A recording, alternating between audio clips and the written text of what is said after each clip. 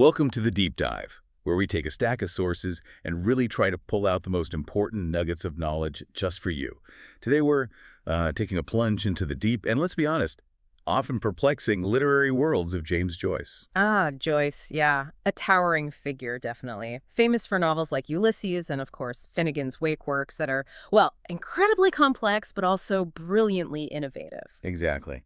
They often leave readers feeling like they need some kind of secret decoder ring just to, get started.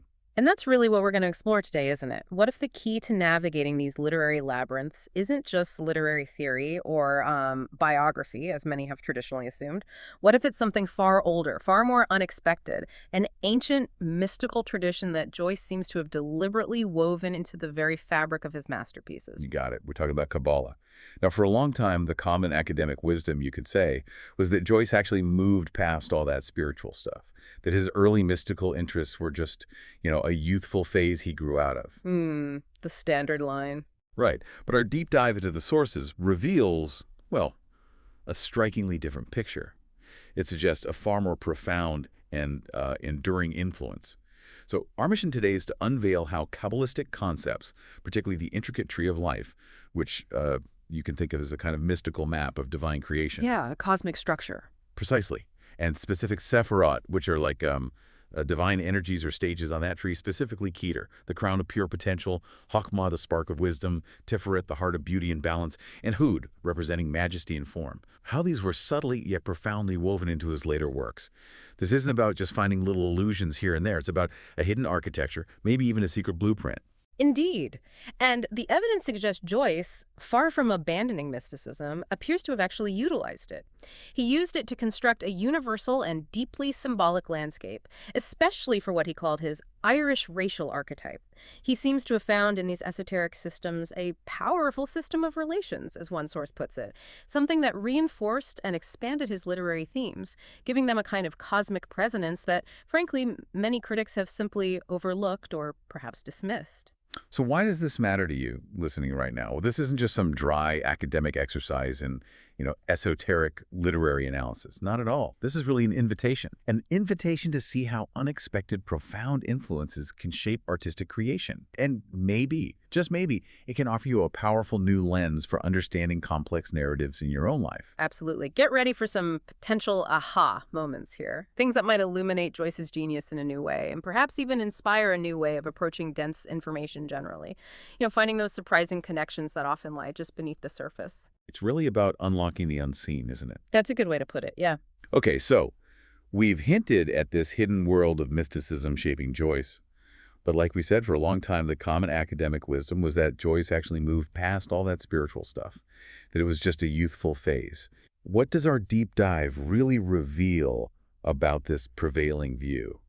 How strong is the counter-argument? Well, what's truly compelling here is that the central argument of our source material directly challenges this prevailing critical opinion. It doesn't just nibble at the edges, it goes right for the core. It asserts that Joyce's Wakean treatment, meaning his treatment in Finnegans Wake of mystical traditions, including Kabbalah, was, and I'm quoting here, extensive, knowledgeable, and perfectly sincere, and essential to the thematic development of his landscape scheme. Extensive, knowledgeable, and sincere. That's quite a claim against the youthful phase idea. It really is. This wasn't a fleeting interest, apparently. The evidence indicates his engagement with mysticism was a deliberate, quite sophisticated choice, deeply integrated into the very fabric of his later works. He was actively seeking, it seems, a powerful system of relations within these mystical traditions, not just dabbling, but looking for structures to strengthen and expand the themes in his writing, moving beyond the superficial. And the evidence for this deep engagement isn't just interpretation, right? We can actually see tangible proof by looking into Joyce's personal library. Richard Ellman's catalog of Joyce's books before 1920 is, well, it's a crucial piece of evidence here. It showcases a significant number of books on mystic subjects. Lots of them. Yeah, it's quite revealing. And what's even more telling, I think, is that when Joyce moved from Trieste to Paris in 1920, and this is precisely when he began the intense work on Finnegans Wake, he had many of these specific books sent to him. You didn't leave them behind. Exactly. He needed them. This underscores their necessary role, as the source puts it, in his creative process. They weren't just casual reading material, they were essential tools for constructing these incredibly complex narratives. So this intellectual curiosity wasn't superficial at all. He wasn't just, consuming these texts like reading a novel. He was extracting their underlying structures, wasn't he? That's the argument, yes. Extracting structures to reinforce and expand the themes in his own writing. Moving beyond just surface references to something foundational. Maybe we should look at some key authors and the specific insights Joyce likely drew from them. Yeah, let's do that. Let's start with Jacob Boehme, the German mystic. The core insight Joyce apparently drew from him, and what we found really fascinating is Boehme's idea that all manifestation necessitates opposition. Mm-hmm. Duality. Right? Essentially, everything in the universe needs an opposite to exist. Light needs dark, good needs evil, that sort of thing. Joyce seems to have seized on this, using it as a kind of foundational hinge for the deep dualities he explored in his Irish archetype.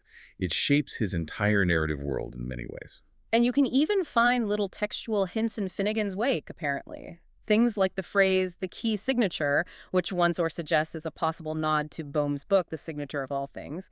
Even Boehme himself might appear disguised as Behemoth. Subtle echoes. Then there's Aleister Crowley, a, let's say, controversial figure often associated with ceremonial magic and occultism. Joyce had Crowley's Conks Pax in his library, and this work is explicitly described as being based upon the mystic concept of life. What's compelling here is Crowley's heroine, Lola, who is called the Key of Delights. Keys again. Exactly, and this motif of keys just keeps recurring throughout Finnegans Wake.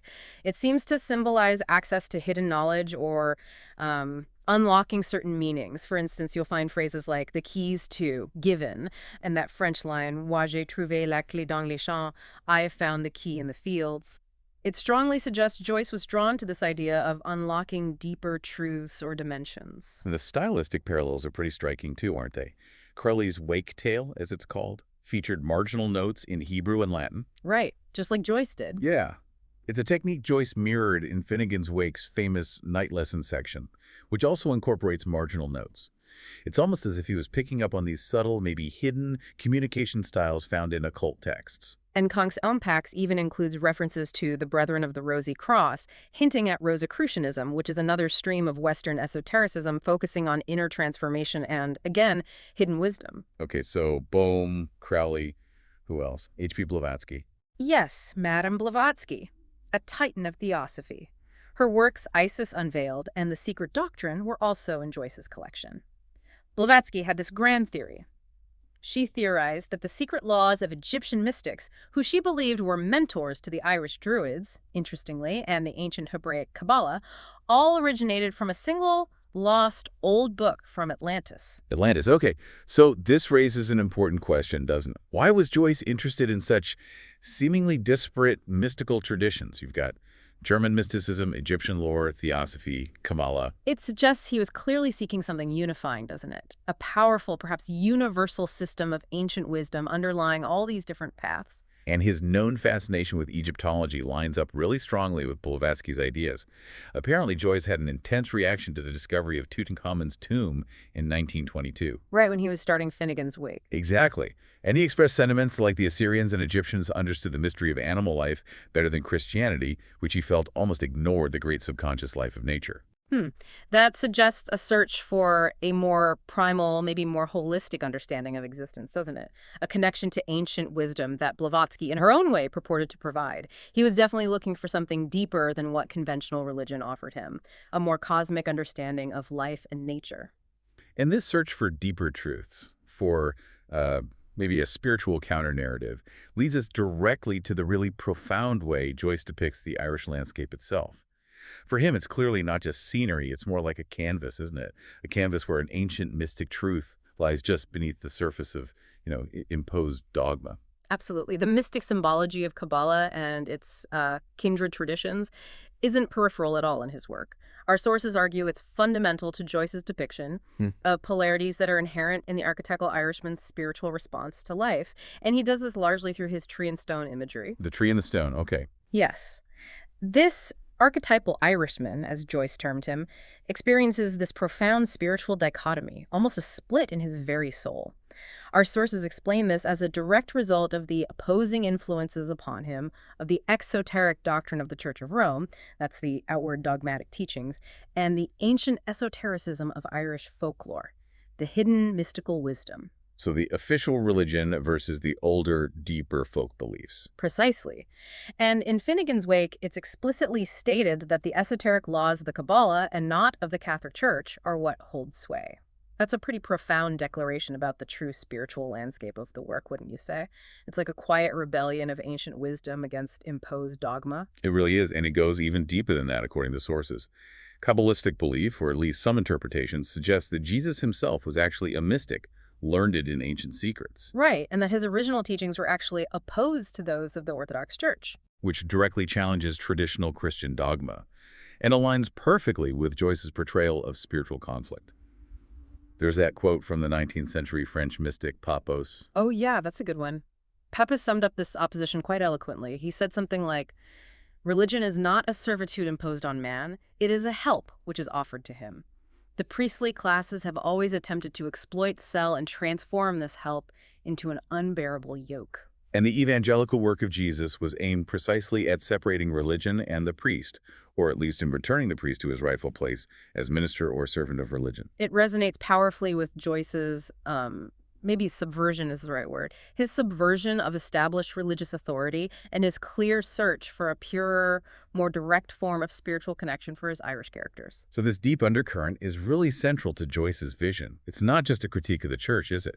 It's more like articulating an alternative spiritual path, one rooted in ancient wisdom. Exactly. So the question becomes, how does Joyce visually and structurally represent this alternative within his text? How does he transform these abstract ideas into tangible literary elements? And that brings us back to those powerful, universal symbols, especially the tree of life. Yes. And it's not just implicit, as you said. We find that direct textual echo in Finnegans Wake. The tree of livings in the midst of the garden. I mean, that's a pretty clear allusion to the Kabbalistic tree of life. The diagram representing divine emanation and creation. Right.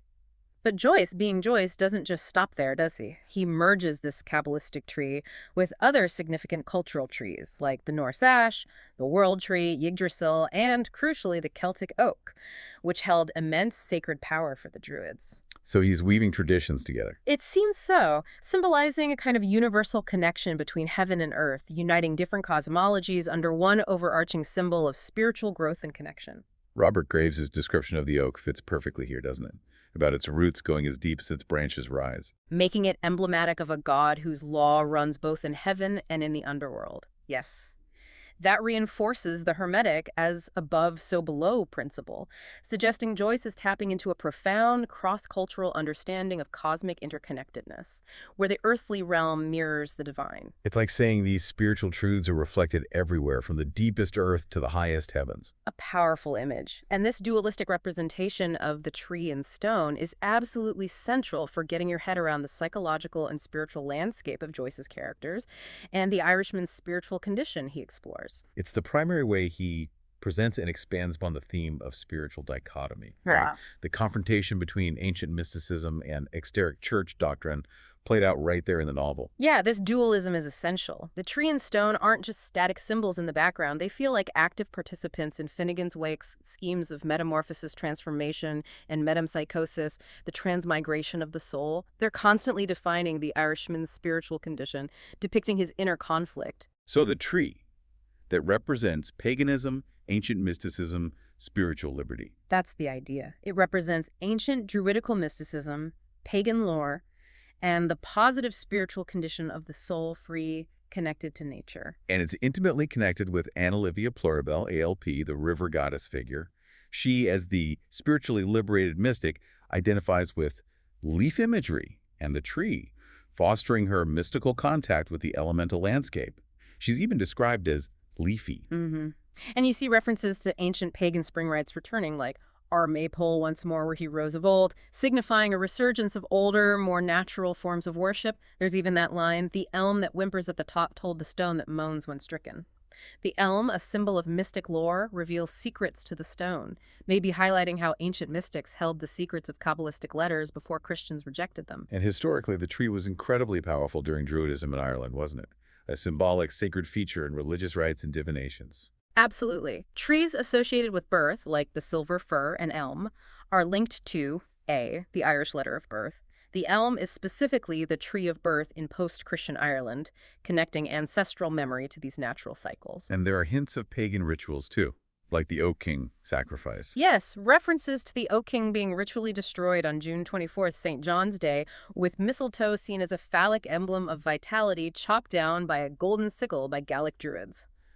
Joyce subtly weaves these deep cultural memories into his narrative, giving it this sense of the ancient and sacred. Okay, so that's the tree. Liberating, mystical, natural. What about the stone? Stark contrast. The stone represents church dogma, spiritual paralysis, repression. It symbolizes exoteric church doctrine, the outward institutionalized religion, and also spiritual paralysis or submission, the negative influence of rigid authority. And this is linked to HECE, Humphrey Chimpton Earwicker.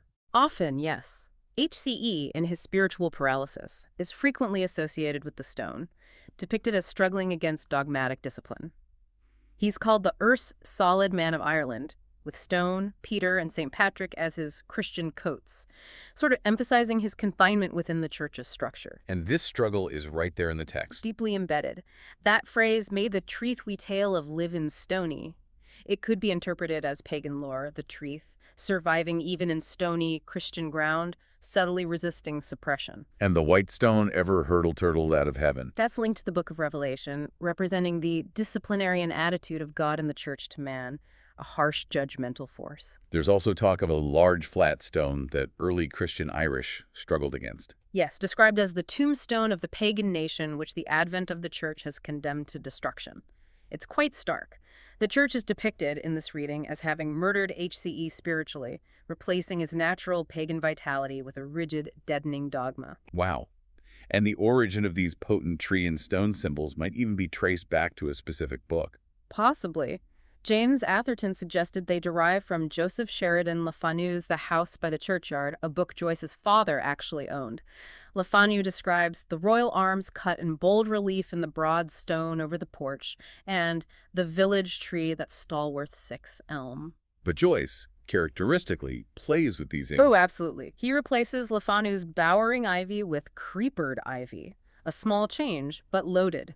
It evokes the stealthy persistence of paganism ivy being sacred to the moon goddess and dedicated to resurrection. So in Joyce's hands, the pagan ivy triumphs over the church's lamentations, the gas-cold tomb. Exactly. It symbolizes the enduring power of ancient beliefs over oppressive dogma. It's a fantastic example of him taking a source and twisting it, reinterpreting it to fit his own mystical agenda. So this tree-stone dualism isn't just background symbolism. Not at all. It's essential for understanding the psychological and spiritual landscape.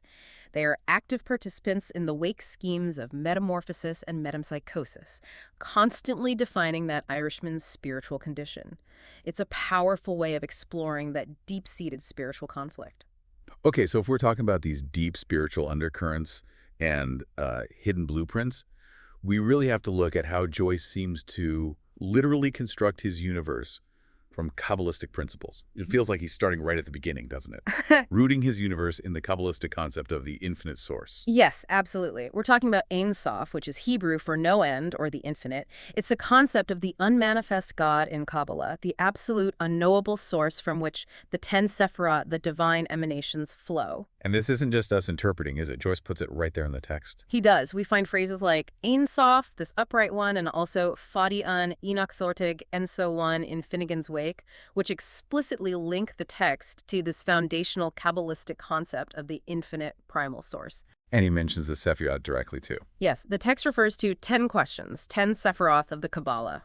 This clearly indicates Joyce's awareness and, crucially, his integration of the entire Kabbalistic system.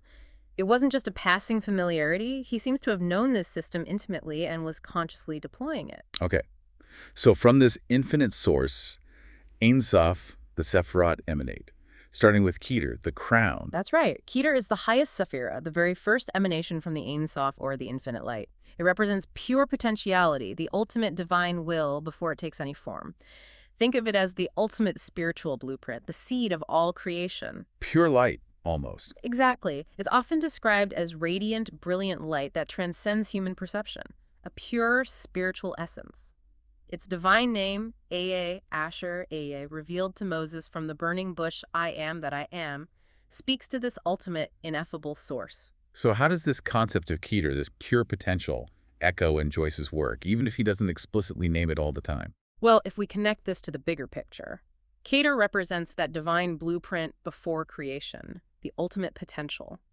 While it's not always explicitly labeled Keter in the Wake excerpts we have, beyond the general reference to the 10 Sephirot, its concept resonates really deeply with Joyce's themes of universal origins, deep sleep, the cyclical return to a pure, undifferentiated state. Especially with ALP, Anna Livia Pluribus. Particularly through ALP's persona, yes.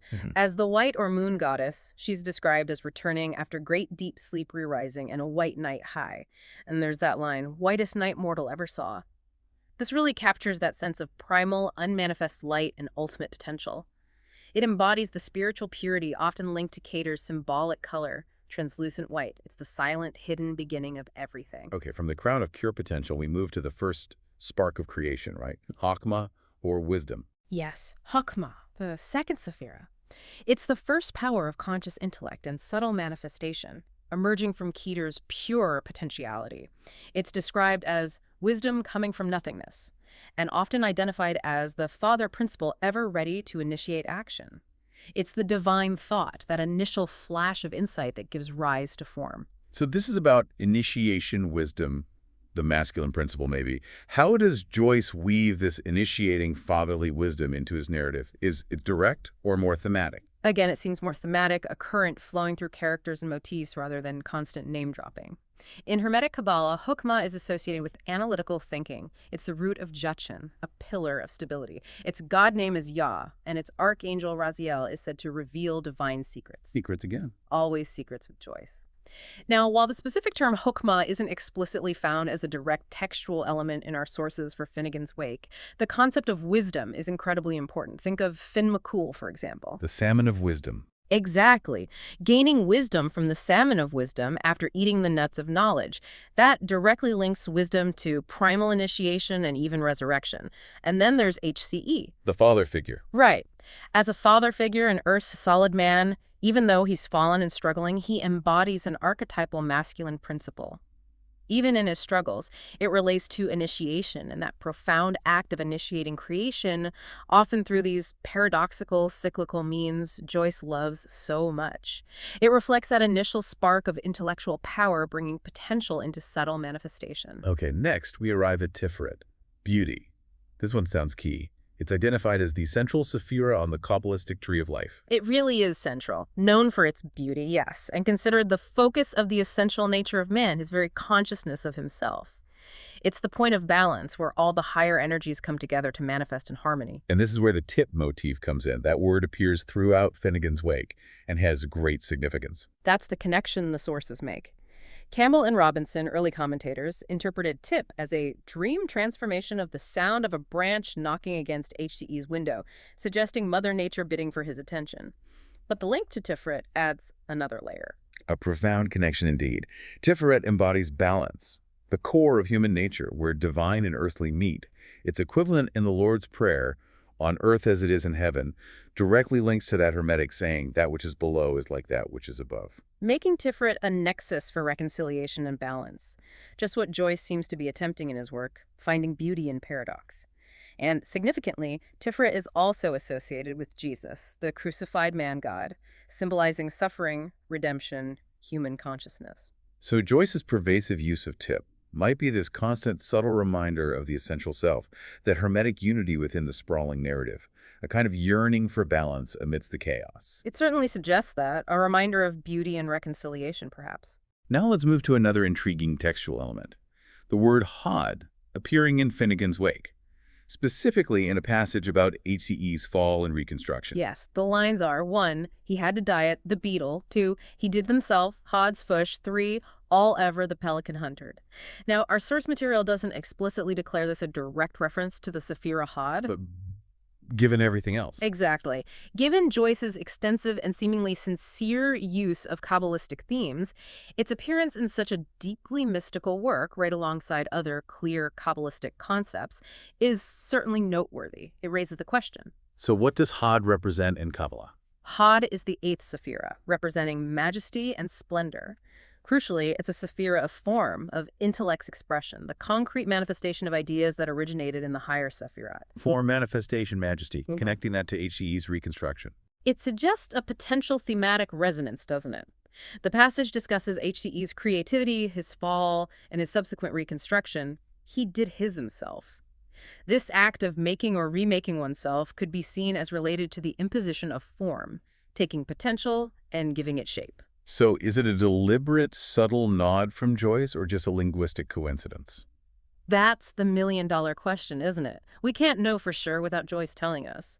But considering Hod's association with majesty, splendor, and the manifestation of form, its presence right there in the context of HCE's ongoing shaping and reshaping of self, well, it suggests a potential, perhaps veiled, thematic link within Joyce's intricate Kabbalistic tapestry. It feels very Joycean, embedding these layers of meaning, inviting us to look for connections. It absolutely does, aligning perfectly with how he often hides meaning in plain sight, waiting to be deciphered. Now, this whole deep dive isn't just about Finnegans Wake, is it? You mentioned these threads of occult influence, particularly Hermeticism, are woven into Ulysses as well. Oh, absolutely. Andrew Wesley Pickard's thesis, which is one of our key sources here, explicitly argues that the occult functions as a significant narrative and thematic device specifically in Ulysses. It's not just background noise. And again, Joyce's interest wasn't necessarily religious in a conventional sense. No, the argument is consistent. It was approached from a symbolic, thematic, structural viewpoint. He found in occult literatures, including Kabbalah and Hermeticism, a powerful system of relations that strengthened the themes within his works. And the sources confirm he read these authors often and with zest. Yes, underscoring his deliberate, lifelong engagement. He wasn't just casually browsing. He was a serious student of these esoteric systems, looking for tools for his own craft. And at the core of this, particularly in Ulysses, is that Hermetic principle we touched on. That which is below is like that which is above. As above, so below. Exactly. And this isn't just a philosophical idea floating around. It seems to structure the very design of the novel itself. It's built into the architecture. How so? How does that manifest? Well, if we connect this to the bigger picture, Hermeticism allowed Joyce to create a kind of mirrored universe in Ulysses. The microcosm of human experience in Dublin on June 16, 1904, reflects the macrocosm of the divine or cosmic order. Every detail matters. The schemas. Precisely. The Lunati and Gorman schemas, Joyce's own notes, mapping each chapter to a specific organ of the body, a particular style, an art, a symbol, a color. This detailed mapping directly fits Hermes Trismegistus's cosmic scheme. It creates a visible aesthetic system within the narrative where everything connects to everything else on multiple levels. And there's influence from Swedenborg, too. Yes, Emanuel Swedenborg. His book Heaven and Hell was in Joyce's library, and scholars like Terranoni have explored parallels between Joyce's aesthetic body, in Ulysses the body mapped out by organs across chapters, and Swedenborg's concept of a heavenly body, or grand man. It further solidifies this as above, so below structure. Okay, so the structure reflects the cosmos. What about memory? You mentioned the Akashic Records idea. Right. Joyce was also apparently keenly interested in the magical theory that the universal medium constituted the cosmic memory, the idea that the images of all beings and events were forever preserved in the astral light. Like a cosmic library or hard drive? Sort of, yeah.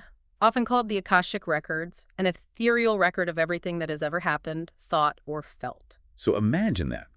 A collective consciousness, a memory beyond individual experience, where everything leaves an indelible trace. How does that play out in Ulysses? Well, the argument is that Ulysses itself can be seen as a kind of Akashic memory. Events that Bloom or Stephen didn't directly experience themselves, like the song Rose of Castile popping up in the Cyclops chapter, or various events and figures reappearing distorted in the Circe chapter, are still recorded and accessible within the book's consciousness. It creates an interrelated oneness of the whole. Exactly. It suggests a universe where all moments are connected, and perhaps all knowledge is ultimately accessible if one knows how to read the signs, how to tap into that cosmic memory. It blurs the lines between individual and universal consciousness. Fascinating. And this idea of accessing hidden information, maybe is seen beyond the present, Also connects to the role of prophetic dreams in Ulysses, doesn't it? Yes, definitely. These dreams play a significant role, foreshadowing key events and, crucially, the highly anticipated meeting of Stephen Dedalus and Leopold Bloom. We see Hayne's dream of the Black Panther. Stephen's recurring dream of his mother's wasted body, which comes back vividly, almost terrifyingly, in the Circe episode. Dennis Breen's strange dream of the Ace of Spades. And Bloom's own dream of Molly in that Turkish outfit. These aren't just random snippets of subconscious thought, they function as narrative signposts, premonitions hinting at a reality beyond the immediate waking present.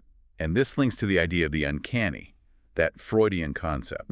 Yes, Freud's uncanny, das Unheimliche, which is about that unsettling feeling when something familiar suddenly appears strange, othered, or disturbingly unfamiliar.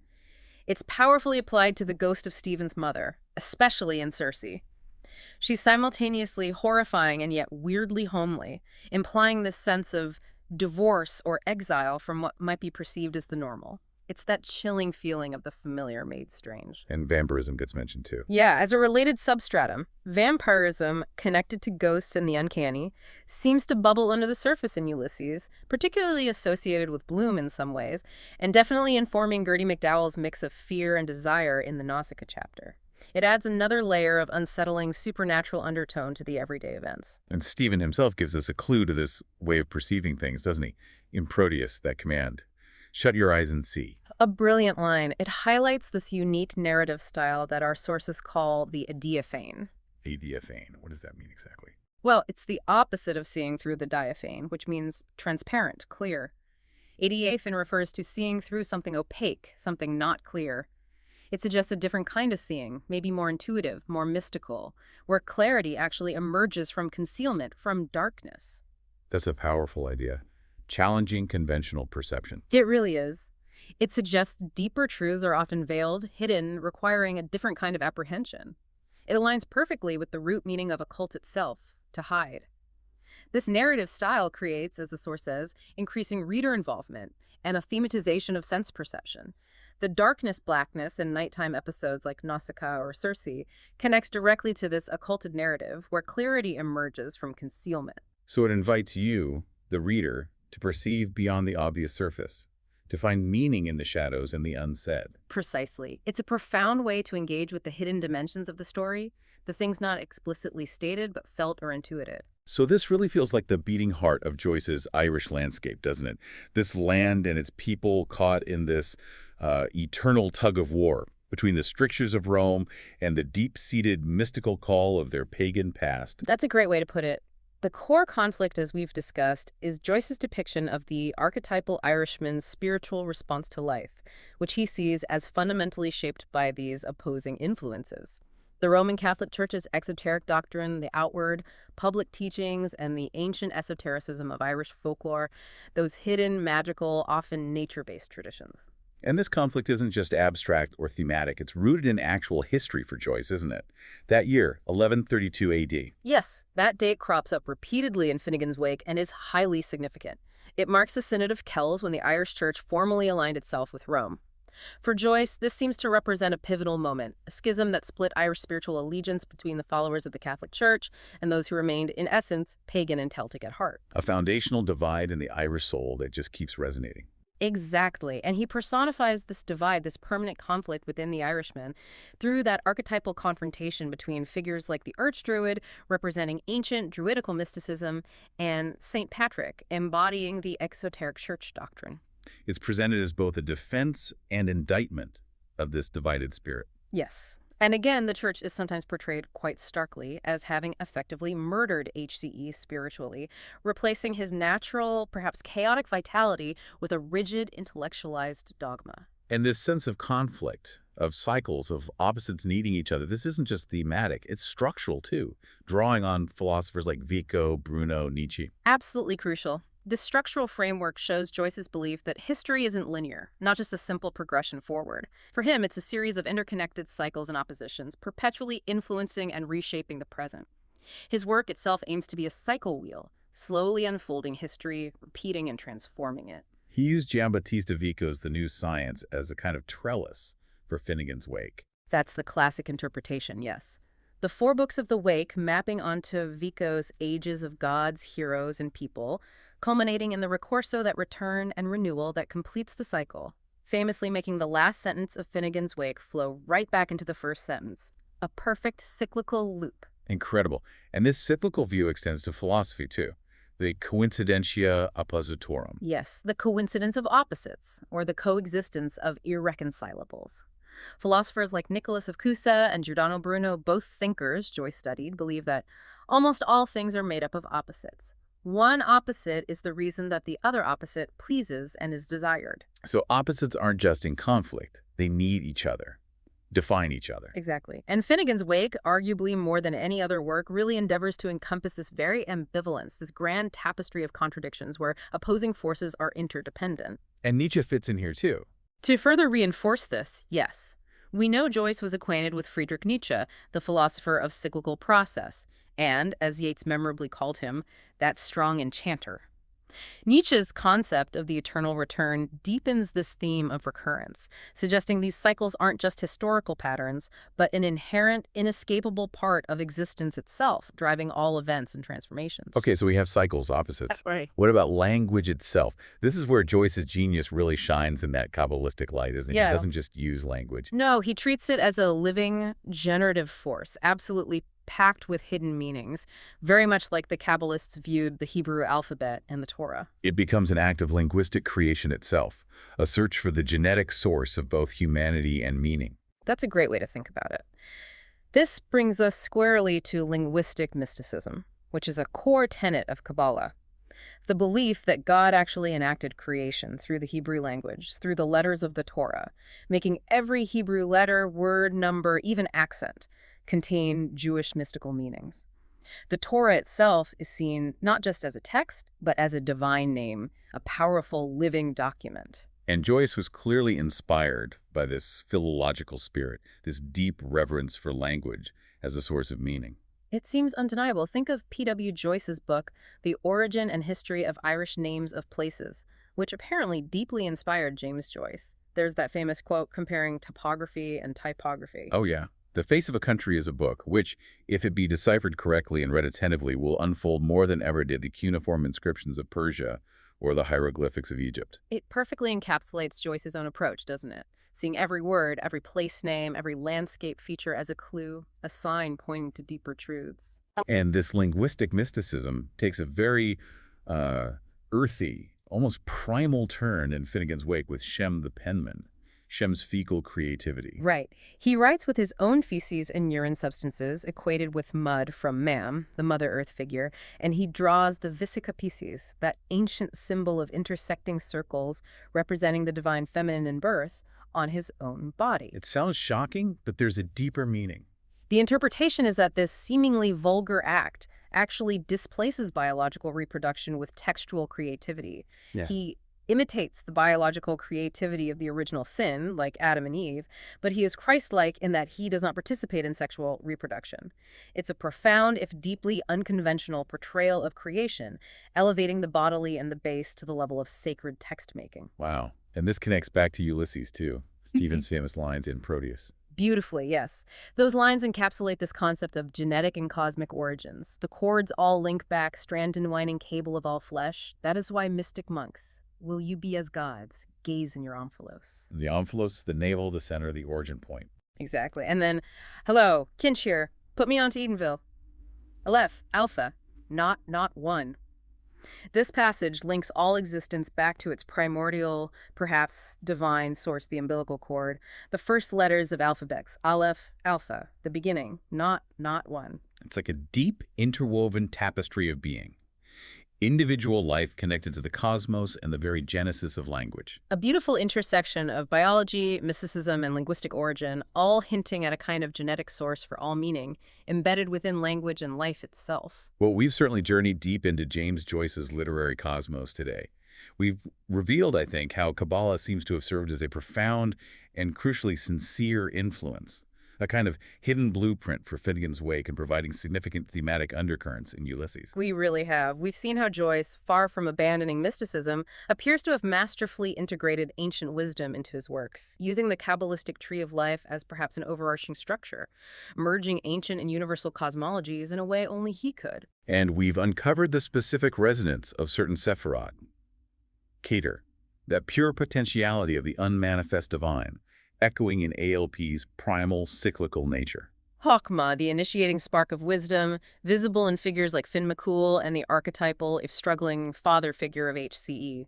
Tiferet, the heart of humanity and reconciliation, reflected perhaps in that pervasive tip motif and the constant striving for hermetic unity amidst opposites. And we even considered that subtle textual echo of Hod, representing the majesty of manifestation and form, potentially linking to HCE's continuous process of reconstruction and identity shaping. And through this incredibly intricate integration, Joyce used these mystic traditions, it seems, to explore humanity's deepest spiritual conflicts, especially that dichotomy between exoteric church doctrine and ancient Irish esoteric folklore. He delved into the cyclical nature of existence, drawing on thinkers like Vico, Bruno, and Nietzsche, and he explored the very essence of creativity and language itself, didn't he?